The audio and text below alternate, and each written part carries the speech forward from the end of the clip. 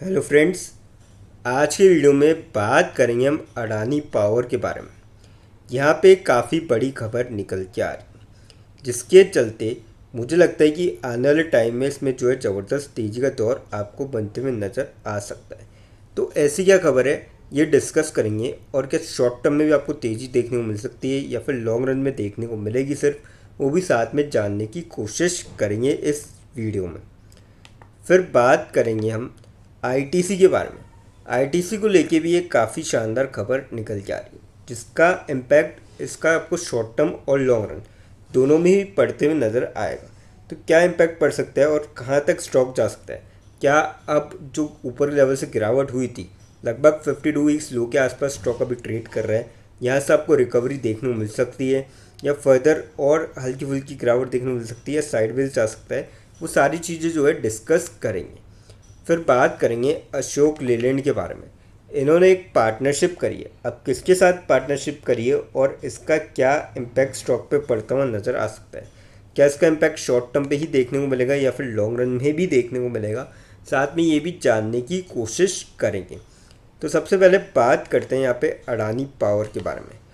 Friday के दिन 213.52 पे क्लोजिंग देखने को मिली। 0.61% तक स्टॉक चढ़ता हुआ नजर आया था और 1.29 रुपीज़ की आपको ठीक ठाक तेज़ी देखने को मिलती स्टॉक के अंदर।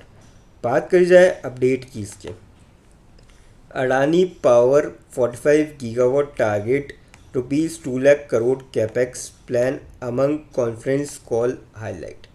तो ये काफ़ी ज़बरदस्त यहाँ पे खबर निकल के आ रही है। और Adani power during its latest earnings conference call, the company said it now aims to expand its install power generation capacity to 45 gigawatt by 2032, up from the earlier target of 42 gigawatt. अब देखिए, पहले इन्होंने टारगेट सेट कर रहे थे 42 gigawatt से, अब इन्होंने टारगेट को बढ़ा के 45 गीगावाट कर दिए और 2 लाख करोड़ का कैपेक्स रहेगा इनका प्लान का एक्सपेंशन के लिए।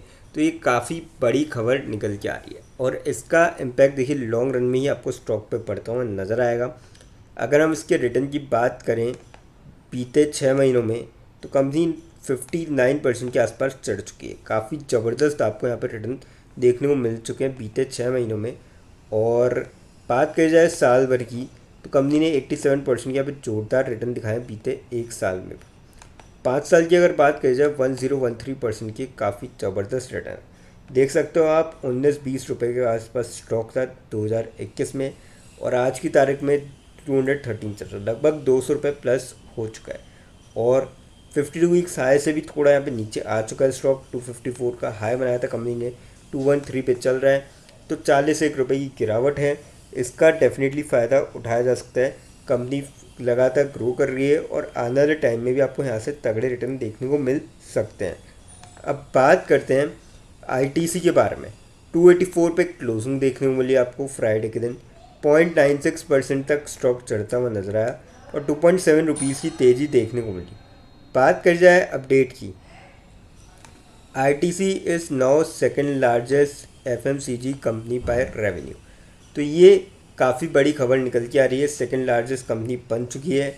आईटीसी के जो चेयरमैन है संजीव पुरी जी, उन्होंने एक्चुअली थर्सडे को एक बयान दिया था, aspires to become India's number 1 FMCG player, telling shareholders at the annual general meeting that its non tobacco FMCG business is crossed 24,000 crore in revenue. पहले देखिए आईटीसी को लोग टबैको बिजनेस के लिए ही जानते थे, पर अब इनके एफएमसीजी बिजनेस भी काफ़ी अच्छा परफॉर्म कर रहे हैं और 24,000 करोड़ का रेवेन्यू भी क्रॉस करना अपने आप में काफ़ी बड़ी बात है।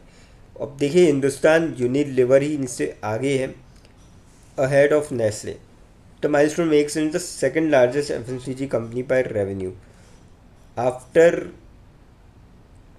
Hindustan Unilever ahead of Nestle. देखिए नेस्ले तो आगे निकल चुकी है, पर हिंदुस्तान यूनिलीवर अभी भी थोड़ा ज़्यादा मार्केट गैप है और कहीं ना कहीं आने वाले टाइम में इनको यहाँ पे रेवेन्यू में बीट करके नंबर 1 भी कंपनी बन सकती है।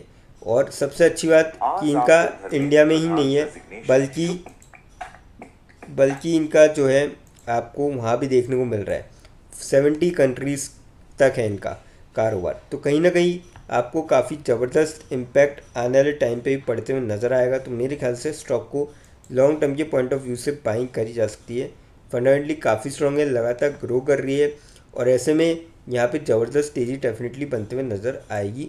और देख सकते हो आप करंटली स्टॉक 275 का 52 वीक्स लो बनाया था, 284 पे चल रहा है।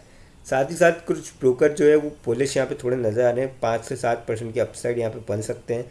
उन्होंने बताया कि एंट्री प्राइस 281 की हो सकती है और टारगेट प्राइस 300 तक वापस स्टॉक आपको रिक्लेम करता हुआ नज़र आ सकता है। तो मेरे ख्याल से यहाँ पे लॉन्ग टर्म के पॉइंट ऑफ व्यू से बाइंग करी जा सकती है। जो गिरावट है बीते एक साल में, इसका खासकर आप फ़ायदा उठा सकते हैं। 30.71% की अच्छी खासी गिरावट है और ये गिरावट आप देख सकते हो कि जनवरी में जब वो न्यूज़ आई थी कि टबैको पे जो टैक्सेस वो बढ़ाए जाएंगे, तब से देखिए आप लगातार डाउनफॉल में स्टॉक, और अब ये गिरावट थमती हुई नज़र आ सकती है और रिकवरी देखने को मिल सकती है। पर अगर कोई शॉर्ट टर्म के लिए ले रहा है तो थोड़ा सा स्टॉप लॉस लगाना यहाँ पे बेटर ट्रेडिंग स्ट्रेटजी रह सकती है। अब बात करते हैं अशोक लेलैंड के बारे में। 151.2 पे क्लोजिंग देखने को मिली, 0.37% तक स्टॉक चढ़ता हुआ नजर आया और 0.55 रुपीज़ की यहाँ पे तेज़ी देखने को मिली थी। बात करी जाए अपडेट की इसके, Ashok Leyland partners Shriram Automall for pre owned commercial vehicles basis.